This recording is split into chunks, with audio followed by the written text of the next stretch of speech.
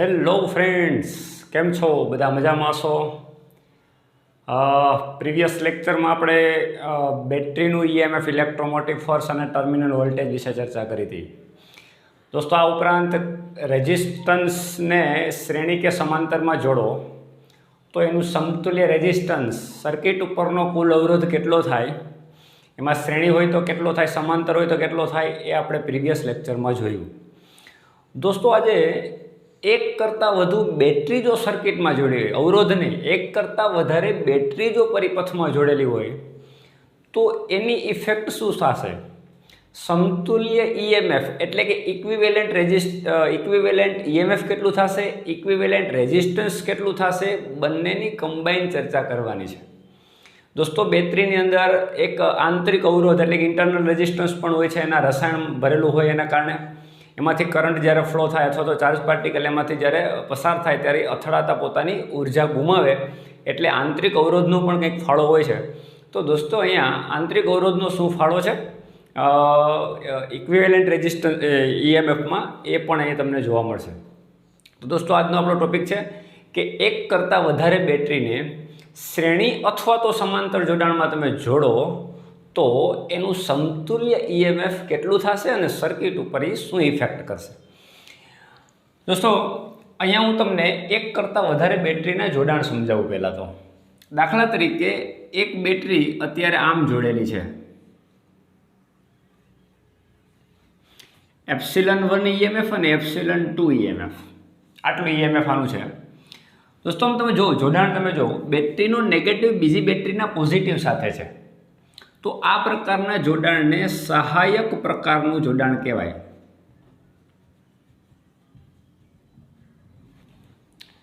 રેઝિસ્ટન્સમાં તો આવું કંઈ હોય નહીં, પ્લસ માઇનસ, એટલે એને તમે ગમે એમ જોડો, એની આરે કંઈ લેવા દેવા નથી.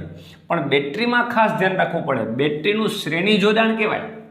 શ્રેણીમાં છે, પણ બેટરીમાં એક વધારેની વસ્તુ શું ધ્યાનમાં રાખવી પડે આપણે?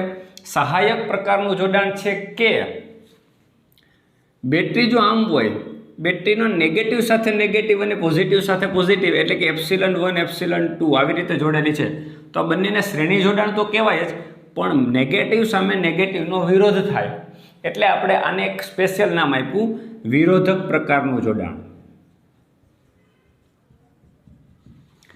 તો દોસ્તો, પોઝિટિવ સાથે નેગેટિવ હોય તો સહાયક, નેગેટિવ સાથે નેગેટિવ હોય તો વિરોધક. આ કેવા પ્રકારનું જોડાણ છે? શ્રેણી. આ એ શ્રેણી છે, પણ આ સહાયક પ્રકારનું શ્રેણી જોડાણ કહેવાય અને આ વિરોધક પ્રકારનું શ્રેણી જોડાણ કહેવાય. દોસ્તો, આવું કરવાથી સર્કિટમાં શું ઇફેક્ટ થશે એ આપણે જોશું. હવે આ ઉપરાંત શ્રેણી જોડાણ જોડી દીધા પછી, એટલે આપણે ઉપરની એક સહાયક જોડાણની વાત કરીએ પહેલાં, કે શ્રેણીમાં જોડી દીધા પછી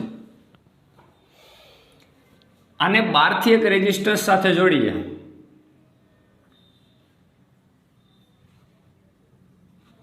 જેનો અવરોધ R છે, તો આમાંથી કેટલો કરંટ ફ્લો થાય? ધારો કે આ બેટરીમાંથી I જેટલો કરંટ આવે છે, તો રેઝિસ્ટન્સમાંથી પણ આવી જશે, ε2માંથી પણ આવી જશે, કારણ કે બીજો રસ્તો જ નથી, બ્રાન્ચ જ એક છે. દોસ્તો, એક જ બ્રાન્ચ હોય તો એમાં કરંટ એક જ ફ્લો થવાનો છે, એટલે આ બેટરીમાંથી કેટલો કરંટ જાય છે દોસ્તો? I. આમાંથી કેટલો જાય છે? I. આમાંથી કેટલો જાય છે? I. પરંતુ વોલ્ટેજ બંને વચ્ચે જુદા હોય, ટર્મિનલ વોલ્ટેજ જુદા હશે. કઈ રીતે? કારણ કે આની વચ્ચે વોલ્ટેજ ધારો કે V1 હોય, તો V1 તમે કેમ લખશો? ગઈકાલે જ આની પહેલાંના લેક્ચરમાં જ આપણે ચર્ચા કરી હતી કે બેટરીના બે છેડા વચ્ચે ટર્મિનલ વોલ્ટેજ કેટલા હોય, તો કે V = ε માઇનસ IR.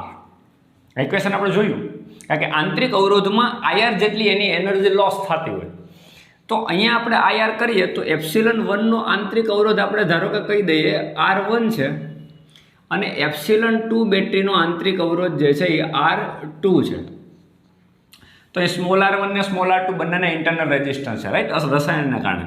તો ε1 R1 આમ થઈ જશે. કોના માટે? તો આની વચ્ચેના વોલ્ટેજ V1. દોસ્તો, આ બેટરી વચ્ચે વોલ્ટેજ V2 કહીએ તો V2 = શું થશે? ε2 માઇનસ IR2, કારણ કે કરંટ તો એક જ જાય છે, બંનેમાં વોલ્ટેજ જુદા છે, બંનેના ઈએમએફ જુદા છે. તો V1 = this and V2 = this, right. તો રેઝિસ્ટન્સના બે છેડા વચ્ચે એટલે કે બાહ્ય અવરોધ તમે જે જોડેલો છે એની વચ્ચે કેટલો વોલ્ટેજ થશે? તો કે આમાંથી કરંટ કેટલો જાય? I, અને રેઝિસ્ટન્સ કેટલો? R. તો ઓહમના નિયમ મુજબ V = IR. તો અહીંયા જે વોલ્ટેજ મળે છે એટલે ધારો કે A B પોઈન્ટ કહી દઈએ, તો A અને B વચ્ચે જે વોલ્ટેજ મળે છે અહીંયા એ આ બંને વોલ્ટેજના સરવાળા જેટલો શ્રેણી જોડાણમાં હંમેશા વોલ્ટેજ, દાખલા તરીકે 4 બેટરી જોડે તો ચારેય બેટરી વચ્ચે જે voltage V1 + V2 + V3 + V4 આટલા ટોટલ વોલ્ટેજ હોય. એટલે અત્યારે A અને B એટલે કે રેઝિસ્ટન્સના બાહ્ય અવરોધના બે છેડા વચ્ચે વિદ્યુત સ્થિતિમાનનો તફાવત ધારો કે આપણે V કહીએ તો V = V1 + V2 થશે. આ બેટરી વચ્ચે વોલ્ટેજ V1, આ બેટરી વચ્ચે વોલ્ટેજ V2, એ ટોટલ વોલ્ટેજ રેઝિસ્ટન્સ વચ્ચે થશે. એટલે કે આ પોઈન્ટ તમારા માટે B થઈ ગયો અને આ પોઈન્ટ તમારા માટે A. તો A અને B વચ્ચે વોલ્ટેજ કેટલા? તો કે V1 + V2. તો દોસ્તો અહીંયા V1 શું છે? V1 શું છે? ε1 - IR1 પ્લસ V2 શું છે? ε2 - IR2 = V. દોસ્તો તેથી V = શું થશે? ε1 + ε2. ε1 + ε2. ε1 + ε2 આ પદ મેં પહેલાં લખી નાખ્યા. હવે -IR1 + -IR2 એમાંથી -I કોમન કાઢી નાખીએ. આમાંથી -I કોમન તો શું બચશે? R1. આમાંથી -I કોમન તો શું બચશે? R2. એટલે શું થશે? R1 + R2. દોસ્તો હવે હું કંઈક તમારી સામે એક ઇક્વેશન મૂકો એ રીતે લખી નાખું. V = જ્યાં ε1 + ε2 છે ત્યાં હું સમતુલ્ય EMF એપ્સિલન ઇક્વિવેલન્ટ આવું કંઈક નામ આપી દઉં.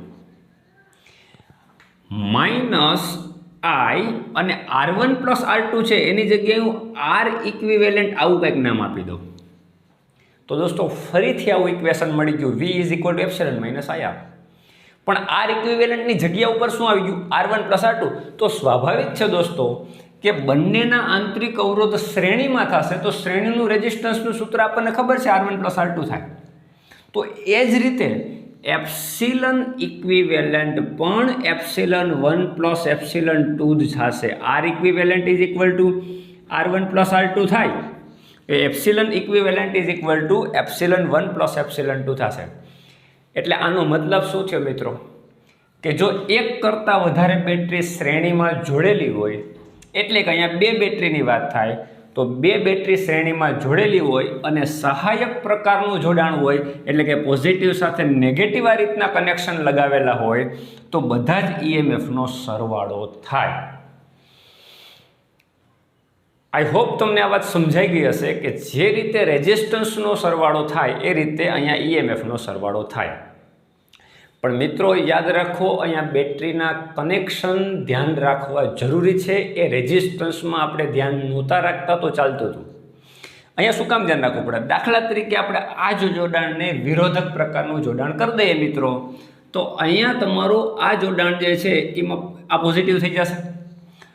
તો વિરોધક પ્રકારના જોડાણમાં દોસ્તો વિરોધક જોડાણમાં શું ફરક પડશે એ આપણે જોઈએ.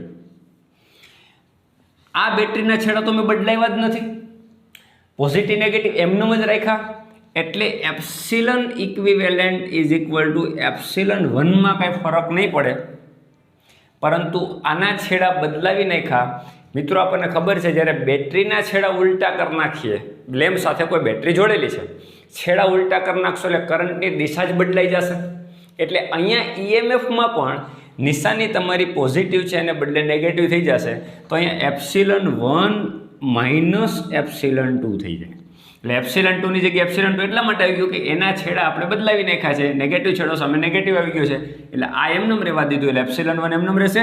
જ્યારે આના કનેક્શન બદલાવી નાખ્યા એટલે -ε2 થઈ જાય.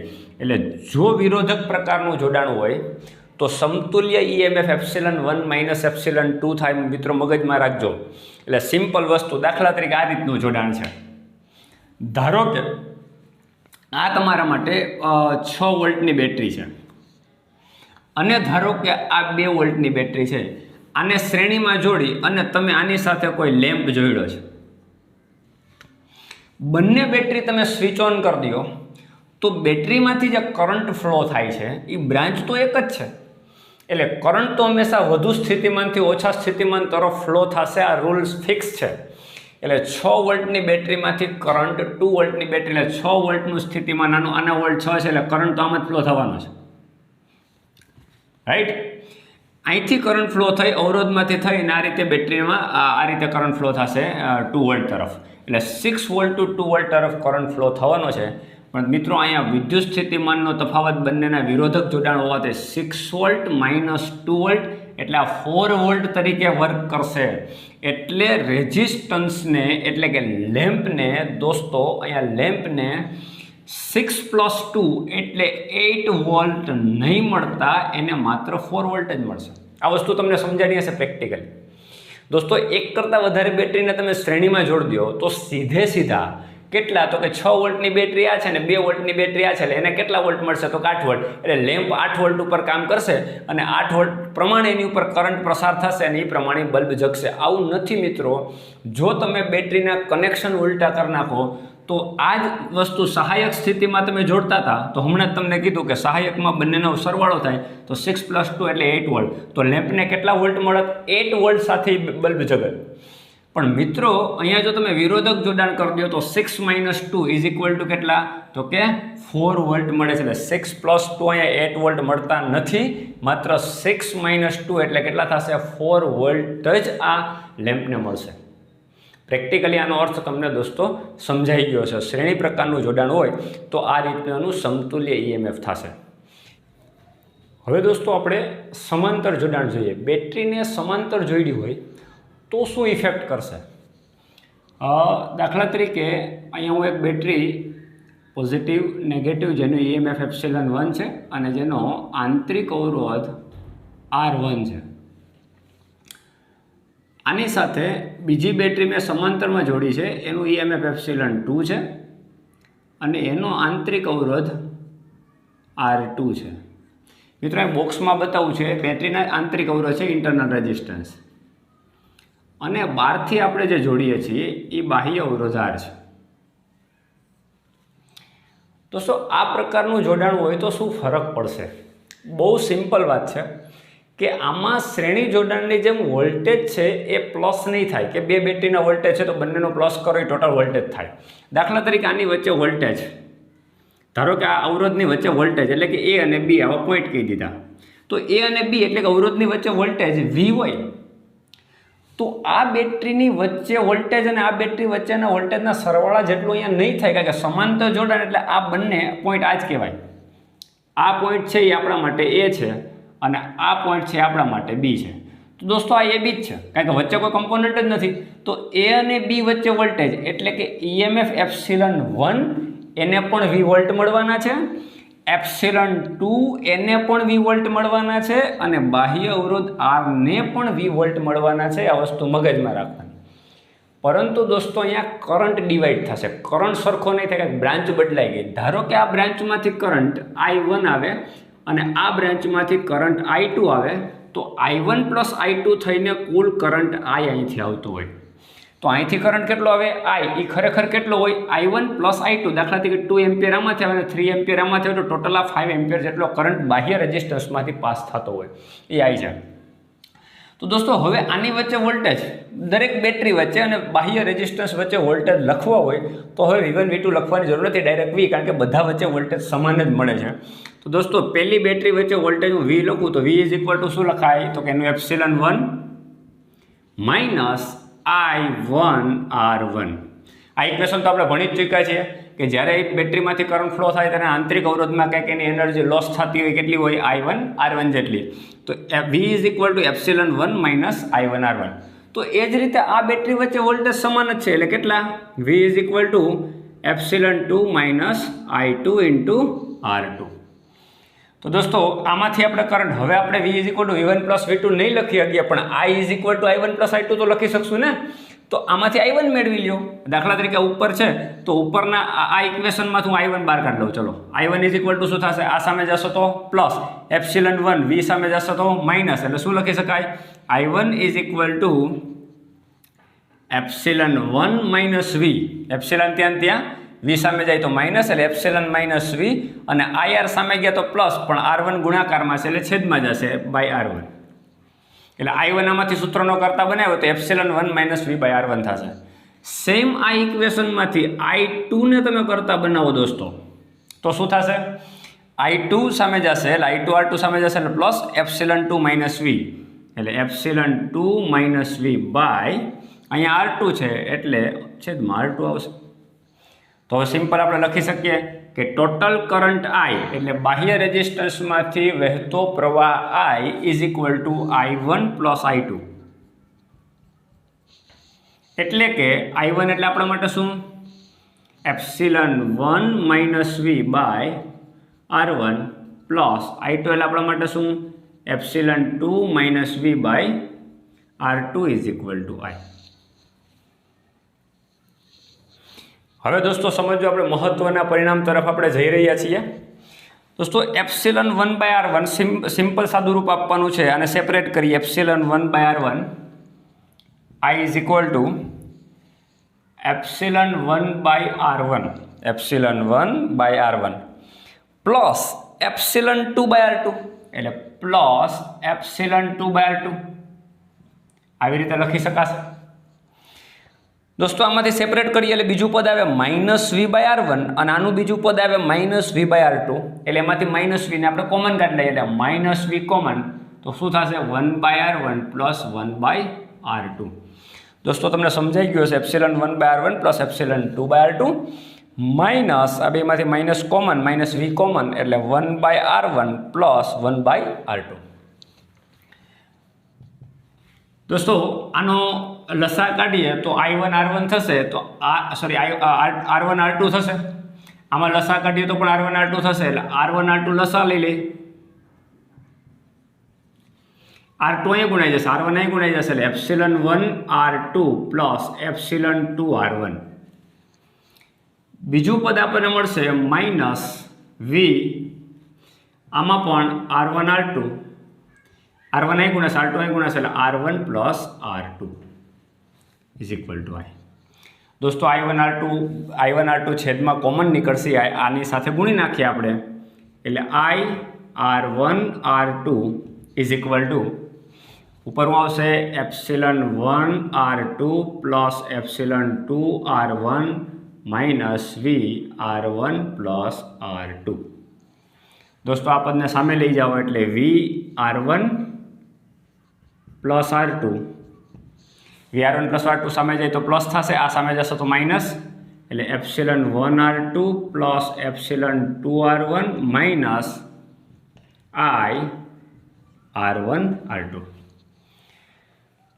દોસ્તો સિમ્પલ છે. આ દરેક પદને R1 પ્લસ R2 વડે આપણે ડિવાઈડ કરી નાખીએ એટલે શું થશે? આને R1 પ્લસ R2 વડે ડિવાઈડ કરશો એટલે વી, આને R1 પ્લસ R2 વડે ડિવાઈડ કરશો શું થશે? Epsilon 1 R2 plus epsilon 2 R1 by R1 plus R2, અને આને R1 પ્લસ R2 વડે ડિવાઈડ કરશો એટલે R1 R2 by R1 plus R2.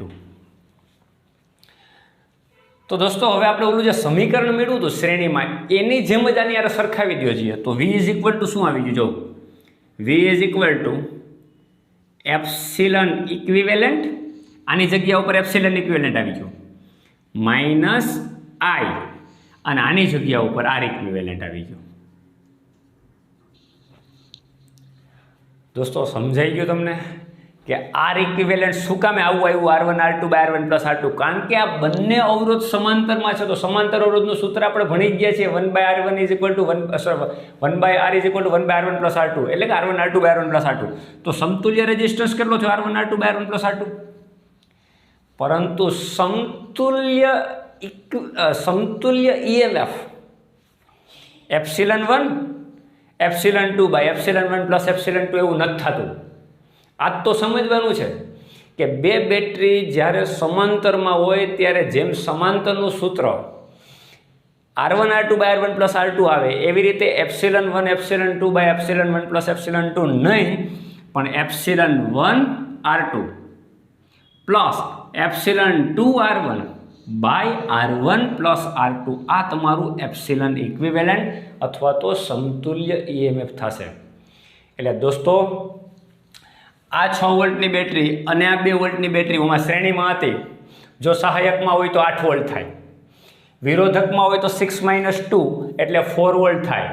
પણ મિત્રો આમાં સમાંતરમાં હોય તો તમારે શું કરવું પડે? ε1 R2 plus ε2 R1 by R1 plus R2 is equal to epsilon. એટલે આ લેમ્પ થઈ ગયો તમારા માટે, આ લેમ્પ થઈ ગયો.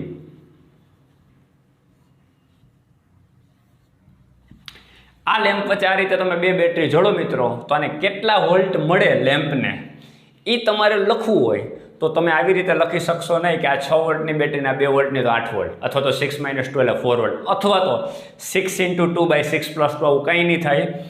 6 વોલ્ટ ઇન્ટુ આનો રેઝિસ્ટન્સ જે પણ હોય 0.5 ઓહમ 1 ઓહમ 2 ઓહમ જે પણ હોય એ બેનો ગુણાકાર પ્લસ આનું EMF આના રેઝિસ્ટન્સનો ગુણાકાર છેદમાં બેના રેઝિસ્ટન્સનો સરવાળો કરો, એટલા વોલ્ટ તમે આ લેમ્પને લગાડ્યા કહેવાય. દોસ્તો મારી આ વાત સમજાણી? આ લેમ્પને કેટલા વોલ્ટ મળશે? નહીં કે બંને બેટરીના વોલ્ટેજનો EMFનો સરવાળો. કેટલું EMF મળશે ટોટલ? એક બેટરીનું EMF બીજાનું રેઝિસ્ટન્સ સાથે ગુણાકાર, બીજાનું EMF પહેલાના રેઝિસ્ટન્સ સાથે ગુણાકાર છેદમાં બંનેના રેઝિસ્ટન્સનો સરવાળો. આટલું EMF જે પણ EMF આવતું હોય એ તમારે બેટરી તમે સપ્લાયને અથવા તો લેમ્પને આપેલું હોય. તો ખાસ ધ્યાન રાખો દોસ્તો, સમતુલ્ય EMF તમારા માટે આ થઈ ગયું અને સમતુલ્ય રેઝિસ્ટન્સ આ થઈ ગયું, એ તો તમને ખ્યાલ જ છે.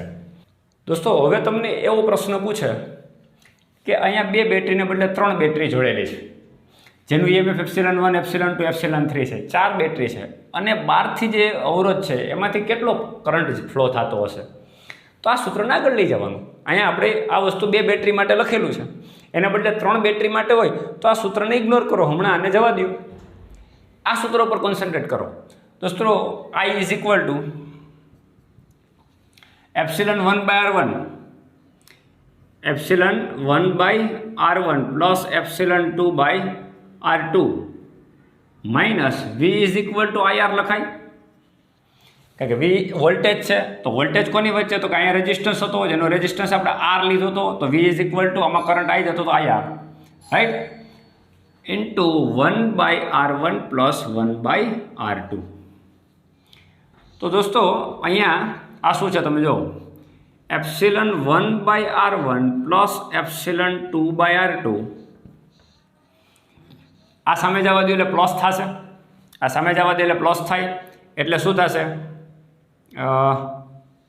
અથવા તો આ એમને રહેવા દઈએ અહીંયા અને આને સામે જવા દઈએ એટલે I પ્લસ આને સામે જવા દો એટલે પ્લસ થાય, એટલે IR into 1/R1 plus 1/R2. આ સામે જવા દો એટલે પ્લસ, એટલે I plus IR into 1/R1 plus R2 is equal to ε1/R1 plus ε2/R2 થાય.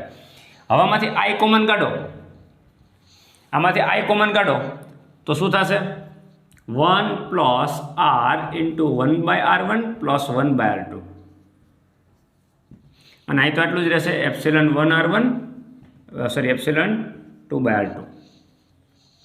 હવે I is equal to ε1/R1 plus ε2/R2 upon અહીંયા શું થશે? 1 plus R into 1/R1 plus 1/R2. દોસ્તો આ સિમ્પલ થઈ ગયું જો સમીકરણ તમારા માટે. કઈ રીતે? તો કે આમાંથી કરંટ I તમને માગ્યો છે અને અહીં 3 બેટરી છે, તો અહીં શું કરવાનું? ε1/R1 plus ε2/R2 plus ε3/R3. અહીંયા શું તો 1/R1 plus 1/R2 plus 1/R3. R એટલે શું તો ટોટલ લેમ્પનો જે પણ રેઝિસ્ટન્સ હોય અને 1 પ્લસ આ રીતનું સમીકરણ થઈ ગયું. અને એને એકદમ શોર્ટમાં લખવું હોય, અને એકદમ શોર્ટમાં લખવું હોય તો કઈ રીતે લખી શકાય તમે જોઈ શકો છો. અને એકદમ શોર્ટમાં લખવું હોય તો ગાણિતિક રીતે I is equal to ε1/R1 plus ε2/2 સરવાળો છે એટલે સમેશનની નિશાની આવે, જ્યાં I is equal to 1 to n ε/R I ε/R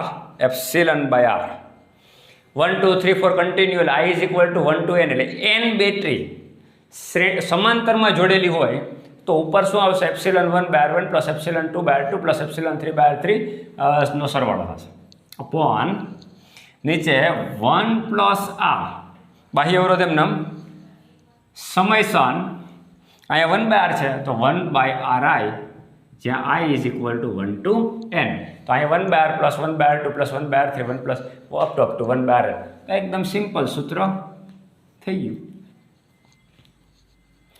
તો અહીંયા જો સમાંતરમાં તમે જોડો તો ખાસ ધ્યાન રાખો દોસ્તો કે સમતુલ્ય EMF આ રીતે થશે.